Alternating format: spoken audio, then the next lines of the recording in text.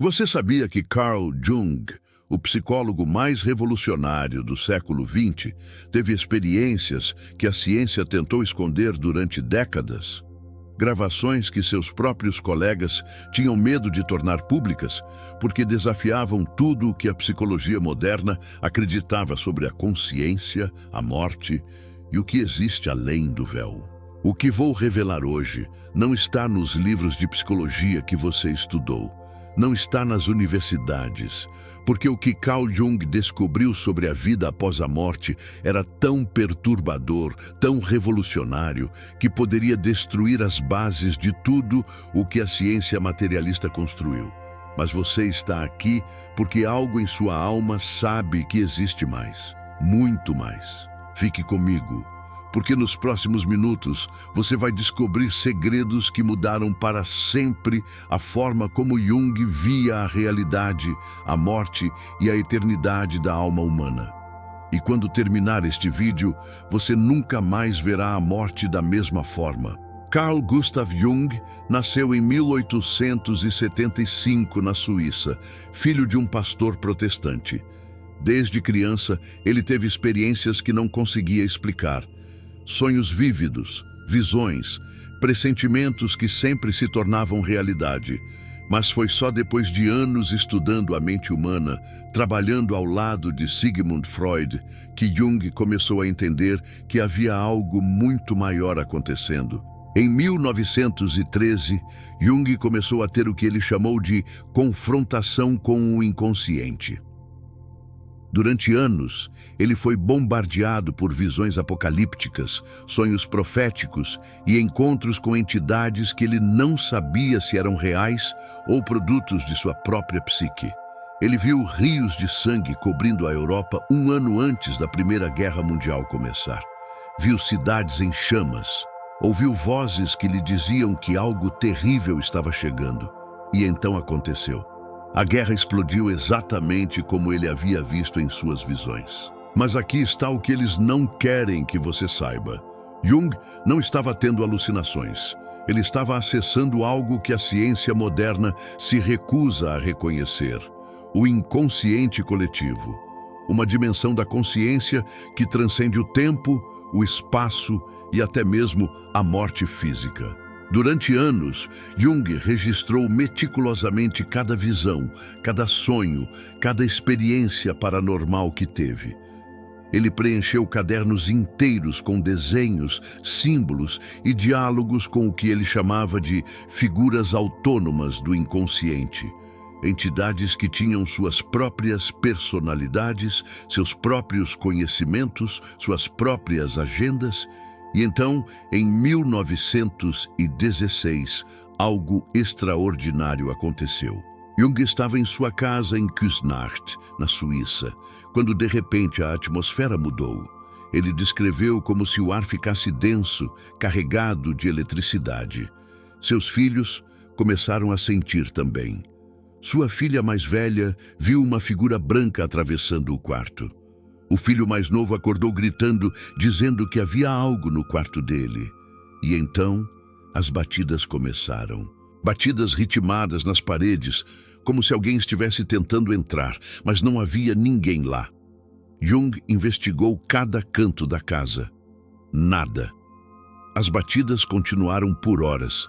Finalmente, Jung fez algo que poucos cientistas teriam coragem de fazer. Ele perguntou em voz alta: "O que vocês querem?" E eles responderam. Durante as próximas 3 noites, Jung teve uma das experiências mais extraordinárias de sua vida. Entidades que se identificaram como os mortos começaram a se comunicar com ele. Não através de batidas ou truques espíritas baratos, mas através de sua própria voz interior. Uma voz que não era dele, mas que usava sua boca para falar. Jung ficou aterrorizado. Ele era um cientista, um homem da razão. Como poderia explicar isso? Mas sua curiosidade era maior que seu medo. Então, ele fez o impensável. Ele começou a escrever tudo o que essas vozes diziam. O resultado foi um dos textos mais controversos e escondidos de toda a obra de Jung: Sermões aos Mortos, ou Septem Sermones ad Mortuos, em latim.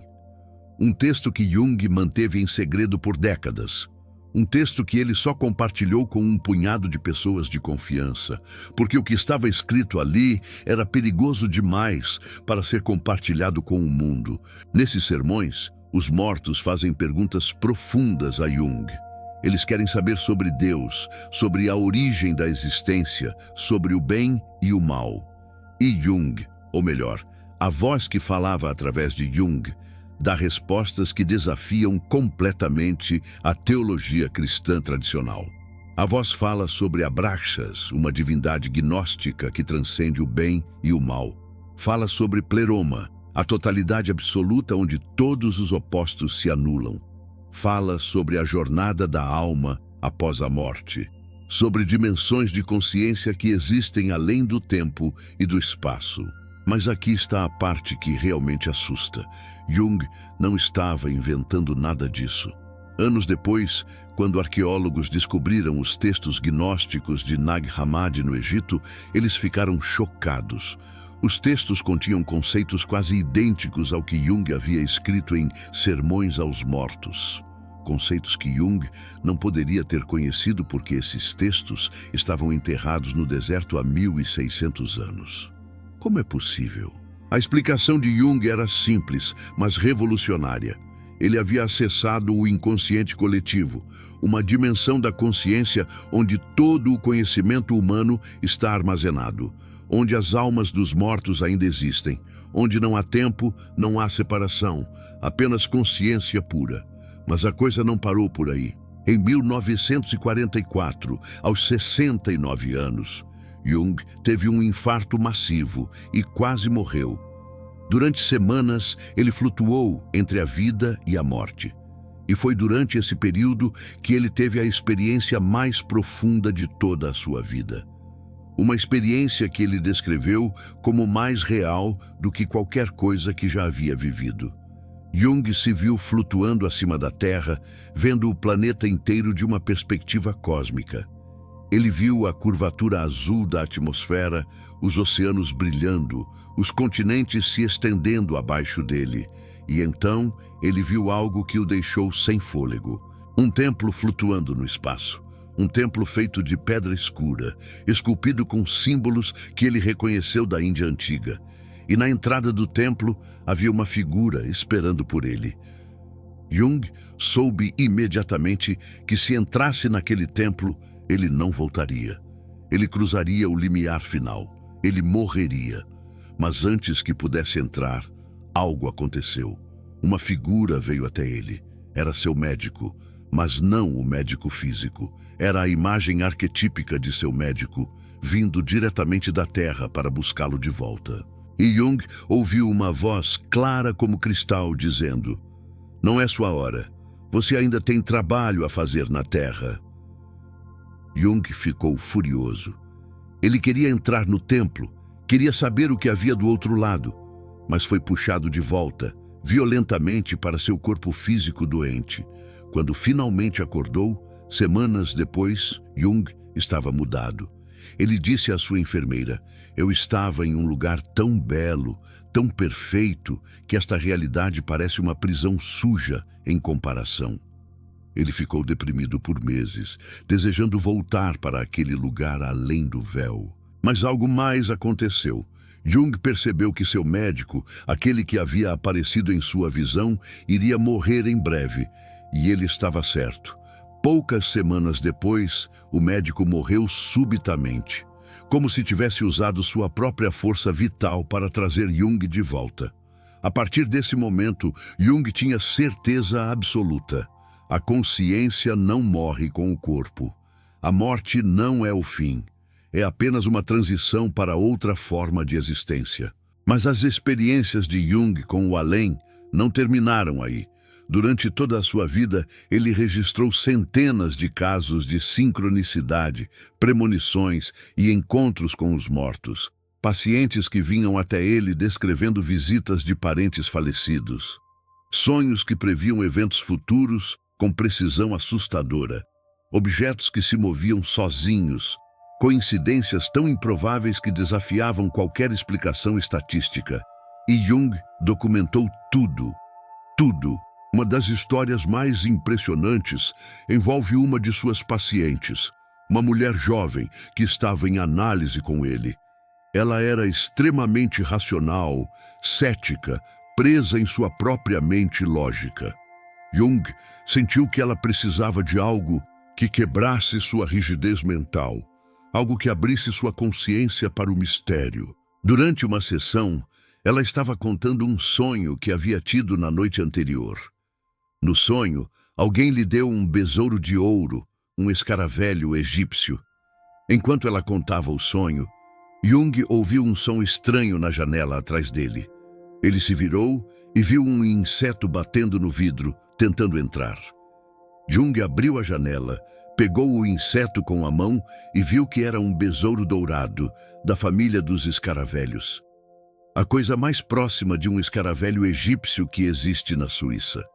Ele se virou para a paciente, estendeu a mão com o besouro e disse: "Aqui está o seu escaravelho." A mulher ficou em choque. Sua mente racional implodiu e naquele momento algo se abriu nela. Uma porta para o mistério, para o impossível, para a magia que existe além da lógica. Jung chamou isso de sincronicidade, um princípio de conexão acausal. Eventos que estão conectados não por causa e efeito, mas por significado. Como se o universo conspirasse para enviar mensagens, sinais, confirmações de que existe uma inteligência maior operando por trás da realidade visível. E aqui está o que mais me fascina. Jung acreditava que os mortos se comunicavam conosco através da sincronicidade, que quando pensamos em alguém que já partiu e de repente vemos um sinal, ouvimos uma música, encontramos um objeto que nos lembra dessa pessoa, não é coincidência, é a alma do outro lado tentando nos dizer: eu ainda existo, eu ainda te amo, eu ainda estou aqui. Mas por que essas gravações, esses textos, essas experiências de Jung foram escondidas por tanto tempo? Porque elas desafiam o paradigma materialista que domina a ciência moderna. Se Jung estava certo, se a consciência sobrevive à morte, se podemos nos comunicar com os mortos, se existe um inconsciente coletivo que transcende o tempo e o espaço, então tudo muda. A medicina teria que reconhecer que não somos apenas corpos físicos. A psicologia teria que admitir que a mente vai muito além do cérebro. A filosofia teria que enfrentar a realidade da alma imortal. E a religião teria que confrontar o fato de que a espiritualidade não precisa de dogmas ou instituições. Ela é uma experiência direta, acessível a qualquer ser humano que tenha coragem de mergulhar nas profundezas de sua própria consciência. Jung passou os últimos anos de sua vida escrevendo sobre alquimia, mitologia, religião comparada e o que ele chamava de processo de individuação. A jornada da alma em direção à totalidade, a integração de todos os aspectos do ser, a união com o Self, o centro divino dentro de cada um de nós. Ele acreditava que esse processo não terminava com a morte, que a alma continuava evoluindo, aprendendo, crescendo em outras dimensões de existência, que a morte era apenas um portal, não um fim. E ele tinha provas, não provas científicas no sentido tradicional, mas provas experienciais. Milhares de casos documentados, sincronicidades impossíveis, visões confirmadas, sonhos proféticos, encontros com os mortos que mudaram vidas. Uma das últimas coisas que Jung escreveu antes de morrer foi sobre a natureza da alma. Ele disse que a psique é como um espectro de luz. A parte que podemos ver, que podemos medir, é apenas uma pequena fração. Como a luz visível é apenas uma pequena parte do espectro eletromagnético. Mas existem frequências que não podemos ver: infravermelho, ultravioleta, raios-x, raios gama. Frequências que são reais, que têm efeitos mensuráveis, mas que são invisíveis aos nossos olhos. Da mesma forma, nossa consciência desperta é apenas uma pequena parte do espectro total da psique. Existe o inconsciente pessoal, onde guardamos memórias reprimidas e experiências esquecidas. Existe o inconsciente coletivo, onde estão armazenados os padrões universais da humanidade, os arquétipos que moldam nossa experiência. E além disso, Jung acreditava que além do inconsciente coletivo, existe algo ainda maior, uma consciência cósmica, um campo unificado de consciência onde todas as almas estão conectadas, onde não há separação entre vivos e mortos, entre passado e futuro, entre você e eu. Quando morremos, segundo Jung, não perdemos nossa individualidade, mas ela se expande, como uma gota de água que retorna ao oceano. A gota não deixa de existir, ela se torna parte de algo infinitamente maior. Nos anos finais de sua vida, Jung teve outra experiência extraordinária. Ele estava dormindo quando foi acordado por uma sensação estranha. Sentiu uma presença no quarto e então viu, clara como o dia, a figura de uma paciente que havia morrido alguns anos antes. Ela estava de pé, aos pés da cama, olhando para ele com uma expressão serena. Jung não teve medo. Ele simplesmente perguntou mentalmente: "Por que você está aqui?" E ela respondeu, não com palavras, mas com uma transmissão direta de significado: "Eu vim me despedir. Agora estou indo para um lugar onde você não pode mais me alcançar." Na manhã seguinte, Jung descobriu que exatamente no momento em que teve a visão, a filha dessa paciente havia morrido em um acidente. A mãe morta havia vindo buscá-la e tinha passado por Jung para se despedir. Como Jung interpretou isso? Ele acreditava que os mortos passam por estágios de existência pós-morte. Primeiro, eles permanecem próximos aos vivos, especialmente aqueles que amaram. Eles podem aparecer em sonhos, enviar sinais, criar sincronicidades, mas eventualmente eles seguem em frente, para dimensões mais altas de consciência, lugares onde até mesmo os médiuns mais poderosos não conseguem alcançá-los, não porque eles deixaram de existir, mas porque transcenderam completamente a frequência da realidade física. Jung morreu em 1961, aos 85 anos. 3 dias antes de sua morte, ele teve um sonho. No sonho, viu uma árvore gigantesca com raízes douradas se estendendo profundamente na terra e galhos brilhantes alcançando o céu. E uma voz disse: "Está consumado."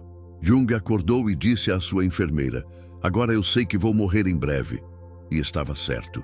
3 dias depois, ele partiu pacificamente. Mas aqui está o que é extraordinário.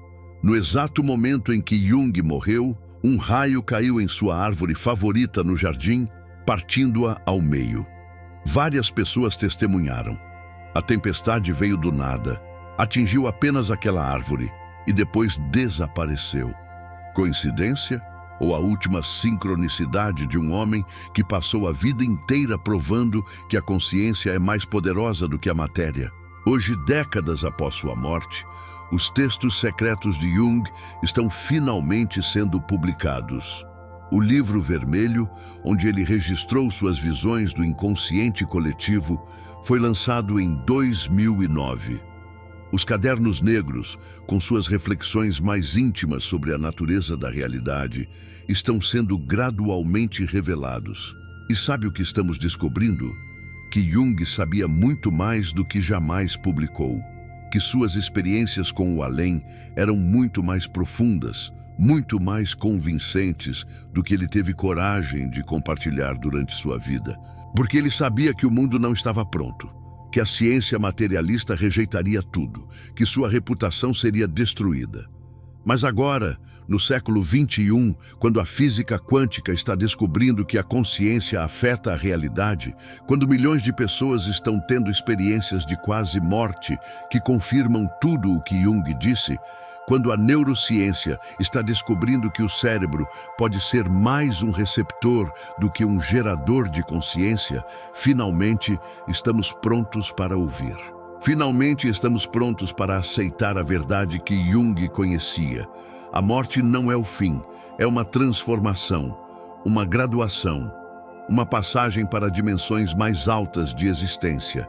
E aqueles que amamos, aqueles que partiram, não se foram. Eles mudaram de forma, eles existem em frequências diferentes, mas o amor que compartilhamos com eles é eterno, porque o amor não é uma emoção do corpo, é a própria essência da alma. Jung provou isso, não com argumentos filosóficos ou crenças religiosas, mas com experiência direta, com documentação meticulosa, com uma vida inteira dedicada a explorar as fronteiras entre o visível e o invisível, entre o consciente e o inconsciente, entre a vida e a morte. E a mensagem dele para nós é clara: não tenha medo da morte, não tenha medo do desconhecido, porque o que espera por você do outro lado não é o vazio, não é a aniquilação, é a continuação da jornada da alma, uma jornada que nunca termina, que sempre evolui, que sempre nos leva mais perto da totalidade, da integração, da união com a fonte de tudo o que existe. Os mortos não estão mortos.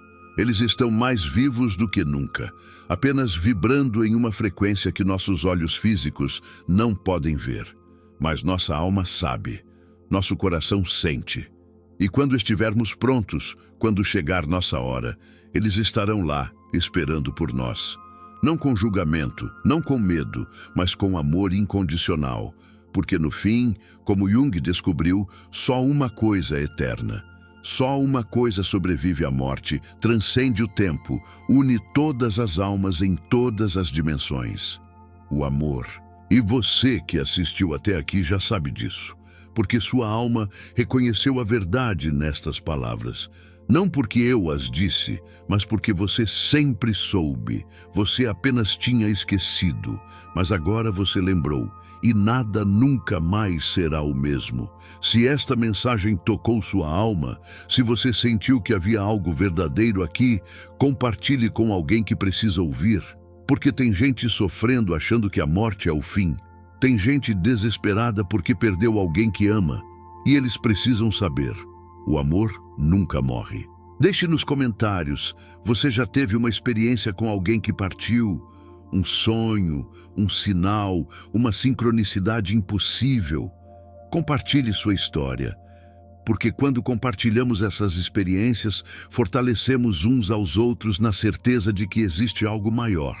E se você quer continuar explorando esses mistérios profundos da consciência, da alma e da vida após a morte, se inscreva neste canal, porque isso é só o começo. A jornada continua, para sempre.